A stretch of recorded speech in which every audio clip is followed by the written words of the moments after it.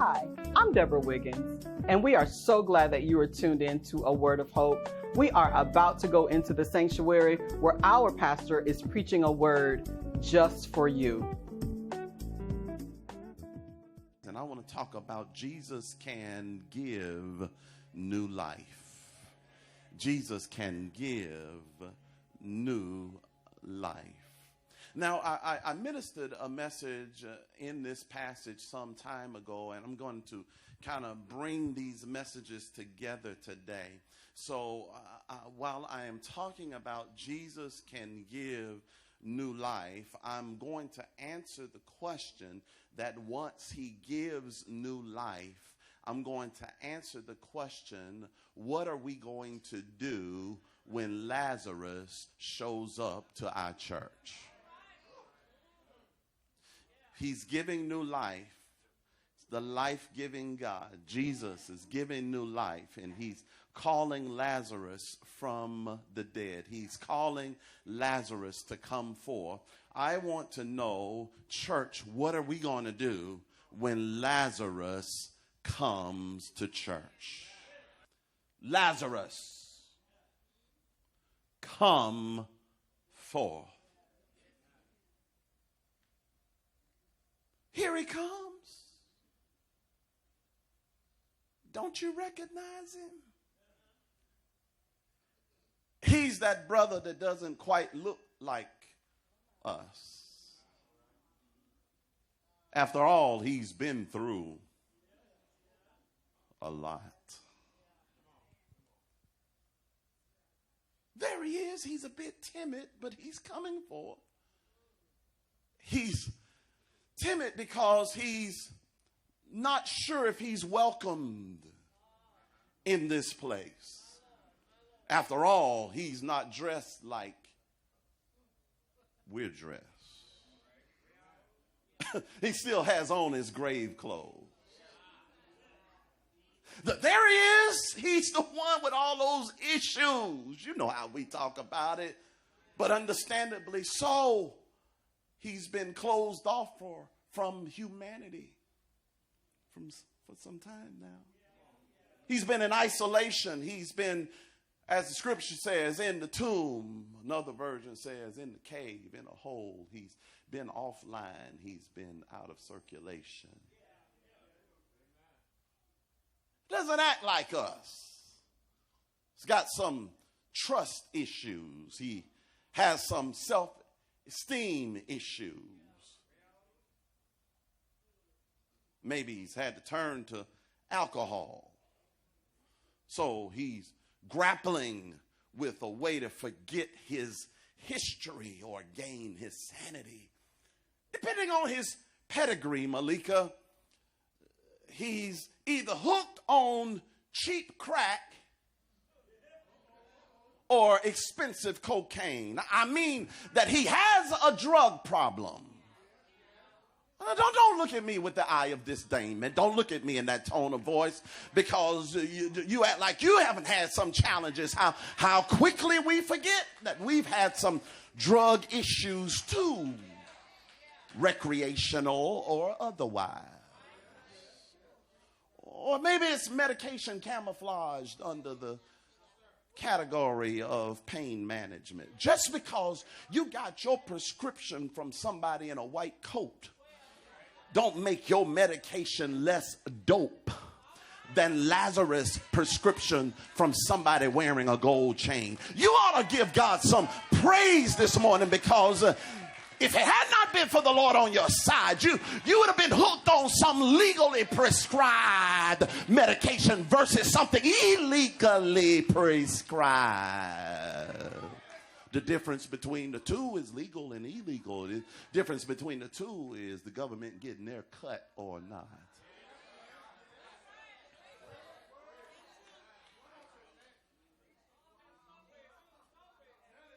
I remember, church, that a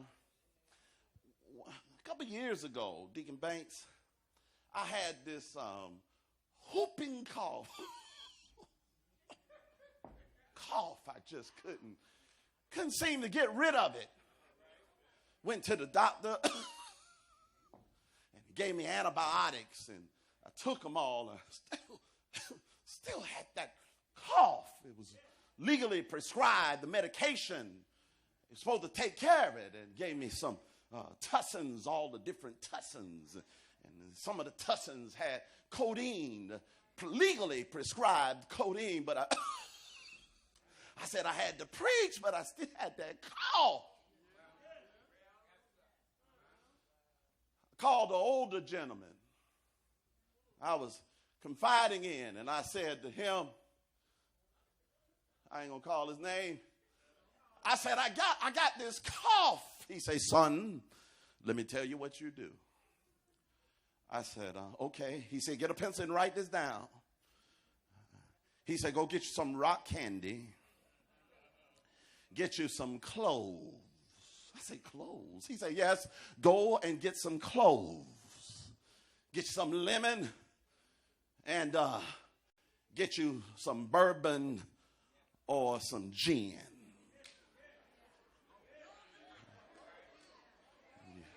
I want you to drink it up, heat it up, drink it, heat it as hot as you can get it. I want you to drink it all up and wrap yourself up and go to sleep. I said, yes, sir. Yes, sir. I had almost all the ingredients at the house except for one. Got my wife. I said, baby, come on, ride with me. We're going to go to the package store.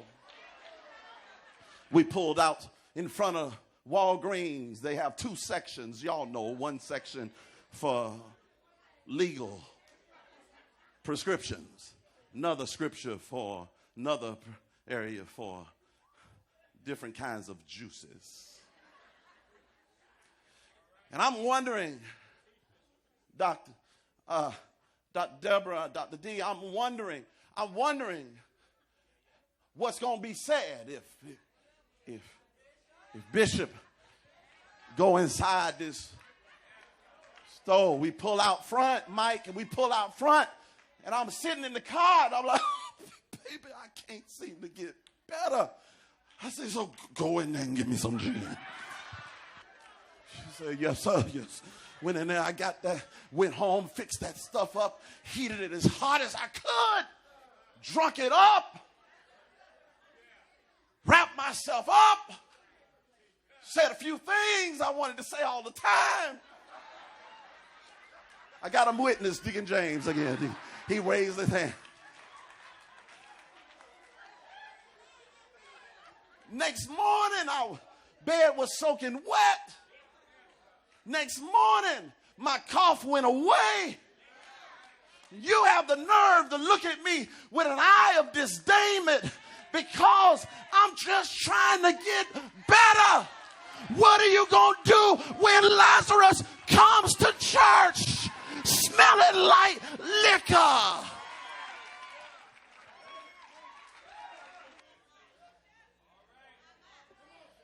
You could easily get hooked on something that you didn't have nothing to do with. You was just sick and you got hooked on something. You could get hooked on prescribed medication. You thought they were just trying to manage your pain, and they gave you some opioids. They gave you some Oxycontin and some Percocet and some fentanyl, and they gave you some Demerol, and you tried to stop it, but it wouldn't let you stop it. You took it, but it took you. You couldn't. I wish I had a witness in here. What are you going to do when Lazarus comes to, he was just trying to deal. When you see Lazarus come in, like you've forgotten that you were Lazarus. You were lasagna.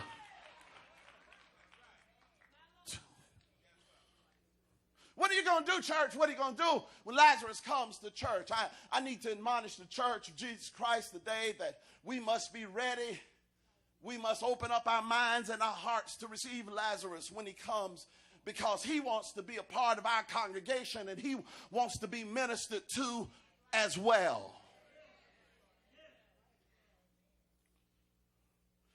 I know that the question is probably ringing in your ear.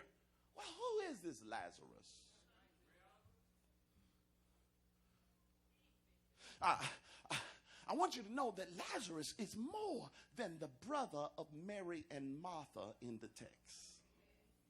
He's more than the one that Jesus raised from the dead. He's more than the one that Jesus was fond of. But Lazarus represents a move of God that is going to expand the complexion and the makeup of our congregation. If we would just open up our hearts and our minds, Lazarus is going to be the one that expands us. And Lazarus is going to be the one that really allows us to minister. He's the evidence. He's the proof that God can give new life. He's the one that proves the fact that God gives a new lease on life. He represents those who were dead, now called back to life by God's mighty power. He represents those that were called out of darkness into the marvelous light. He represents those that are wrapped up, tied up, and tangled up in their issues, needing to experience the transformative grace of God's love. He's coming, and he's coming, and he's going to upset our apple carts. He's going to change the way we do ministry. He's going to change our teaching strategies. He's going to defy our traditions and our customs. He's going to test our paradigms and our approaches to ministry. This is a clarion call from God today to this church. Get ready, because Lazarus is coming to church.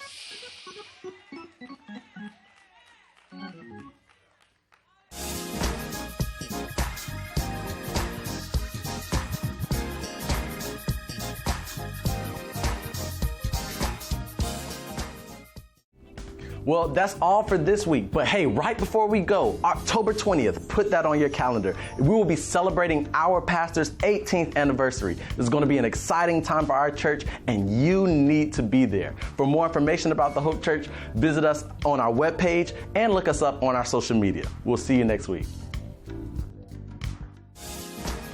Let's jump back into this powerful word already in progress. First of all, we've got to plan to receive people. Somebody say, plan to receive people. Say it again. Plan to receive people. Now, here is the basis for the point, George. Here it is. You all familiar with the story of Lazarus? You know that he was not listed among the 12 disciples of Jesus. You all know that, right? So here's what we must note. Lazarus was not a disciple of Jesus. But Jesus still loved him. Let me try that again. I know it sounds simple, but I need that to soak in. Lazarus is not listed under the 12 disciples of Jesus. Therefore, Samuel, Lazarus was not an official disciple of Jesus Christ. But he is one of the few people in the Word of God that declares that Jesus loved him. Oh, I wish I had a praying church. Look here in the text in John chapter 11, verse number 3. Here, look at what it says. Therefore his sisters sent unto him, saying, Lord, behold, he whom thou lovest is sick. Do y'all see that? Are y'all cold? We good? I'm the only one hot? All right, we good. You see what it says? He whom thou lovest is sick. Verse number 5, look at what it says. Now Jesus loved Martha, her sister, and Lazarus. Here's the point. There are people out there who are not yet followers of the Master. But the Master still loves them. I wish that was a good place to clap.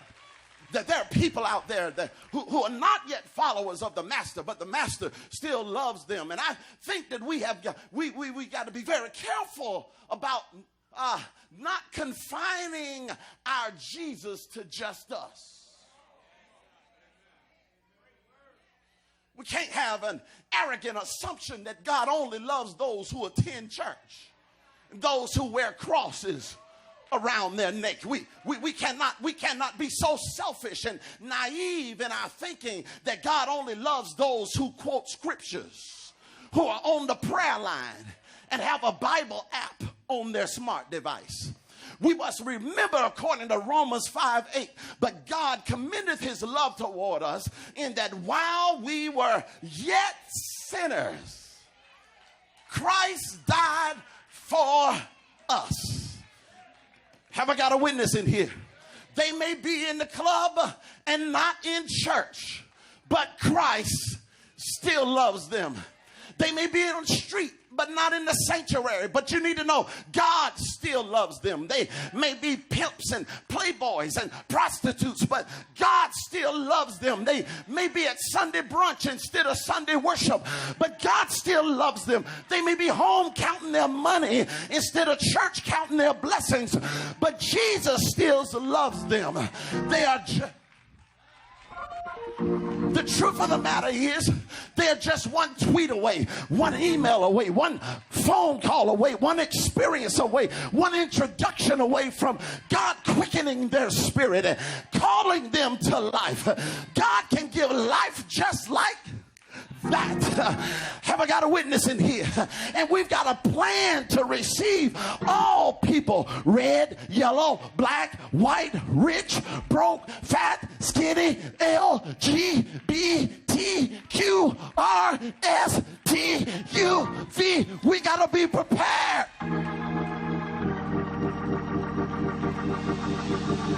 to receive all people. It's only by the love of Jesus Christ that they will change.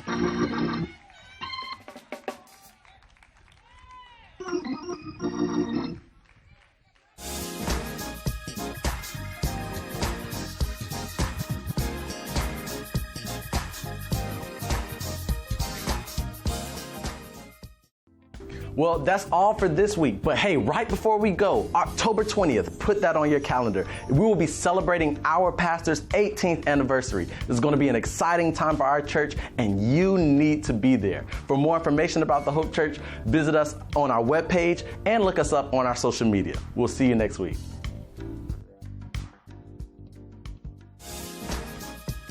Let's jump back into this powerful word already in progress. Be prepared to receive people, but we've got to participate. Somebody say participate in the resurrection process. Hear what I'm saying? If Lazarus is going to come to our church, we're going to assist in bringing Lazarus to church, David. It's going to take a combination and a collaboration between the church and the Christ. This is not solo. This is duo.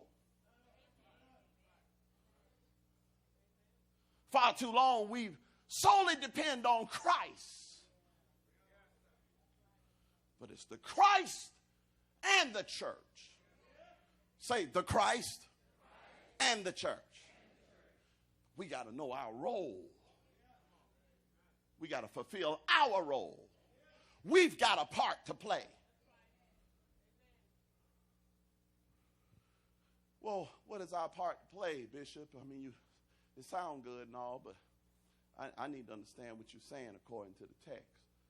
Well, first of all, the text reveals how we're going to participate, how Jesus shows us that we should participate in the resurrection process. Y'all ready? Here's the first way we participate in the resurrection process: by taking Jesus to the place where Lazarus is. Come on, let him in the door. Taking him to the place where Lazarus is. Verse 34 says this. Jesus said, where have you laid him? They said unto him, Lord, come and see. I know it sounds real simple. It's my daddy used to say, it's as plain as the nose on your face.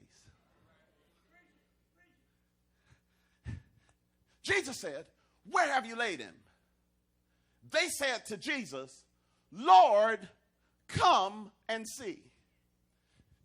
In other words, Pastor Bruce, he says, they said to him, come with us and see. The flow of the text suggests that they escorted Jesus to where Lazarus was lying. Let me pause here. It's a poor usher that sends a person to sit down as opposed to escorting or ushering them to a place. Yeah, right now, I'm on this high blood pressure medicine. I'm trying to get off. Y'all pray for me. Pray for my strength. But one of the side effects of high blood pressure medicine is they normally combine it with a diuretic, which makes you have to go pay the water bill often. And I like anybody that knows me knows that I'm a foodie and I like good food. If I'm going to eat a hamburger, I want it to be the greatest hamburger.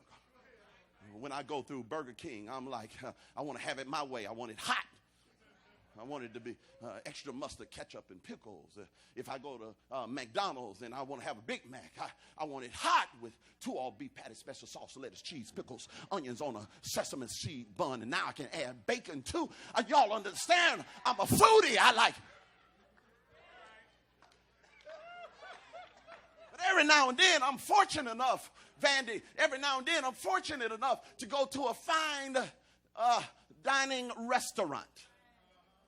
And because I'm on those blood pressure medicines, and it doesn't matter where you are, when it's time to pay the water bill, you got to pay the water bill. Y'all understand what I'm saying? So I say to the waitress or to the waiter, sir, where is your restroom? And I try to say it as dignified as I can. I try to say it as nice, Dr. Joy, and polite as I can, well-mannered. I say, sir, where is your restroom? And it's a piss poor waiter that says it's round the corner, up and turn left, and it's the third door on the right. But you know when you're at a great restaurant, when the waiter says, sir, if you'll come with me, I will show you to the restroom. And I get to walk behind him like I'm being escorted somewhere of dignity. I'm just going to the restroom. They said, come with us, Jesus, to see. Pastor Bruce, that's what evangelism is all about. Evangelism is about taking him to them. And we have to be intentional about doing our part in taking him to them. See, we think that Lazarus is just going to come to our church on his own. We think just because you got a good preacher and you got an awesome choir and you got beautiful facilities and loving people that Lazarus is just going to show up. No. That's not the fundamental way to fulfill ministry. That's not the way for the ministry to be impactful and overflowing and progressive and transformative. It happens by us taking him to them. He says, go ye therefore. We have to leave this place and take him to them.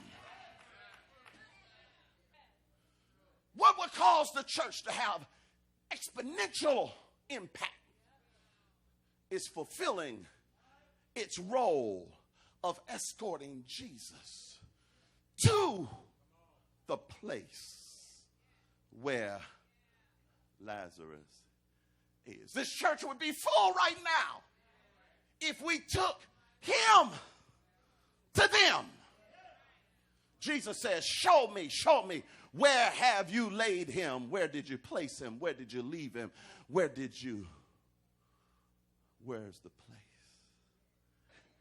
Where did you leave him?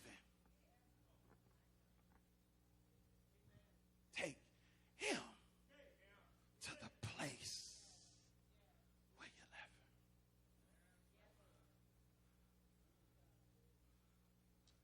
Secondly, the text reveals that our role is not only to take Jesus to the place where Lazarus is, but secondly, Fazinda, our role is to get him in the place where Lazarus is. Look at what it says in it for verse 39. It's right there in your Bible if you hadn't torn it out. Jesus tells them after they take him to the place, once they get to the place, Jesus tells them in verse number 39, take away ye the stone. The stone in the original Greek language is lithos, L-I-T-H-O-S, lithos, meaning blockage or stumbling block. Jesus is saying, once you take me to the place where Lazarus is, you've got to do something else. You've got to participate in the resurrection process by getting me in the place, or at least give me access in the place. You may not have enough faith to raise him from the dead, but you ought to have enough force to move a stone.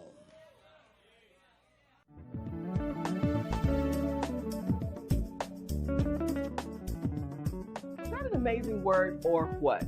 I pray that it blessed you just like it blessed me. To stay connected to us, you can follow us on Facebook, Instagram, or you can go to our website so that you will have all of the information regarding the Hope Church. Or better yet, you can join us in the sanctuary every Sunday morning at 9 o'clock a.m. Have a great week, and I will see you right back here next Sunday morning at 6:30 a.m. for A Word of Hope.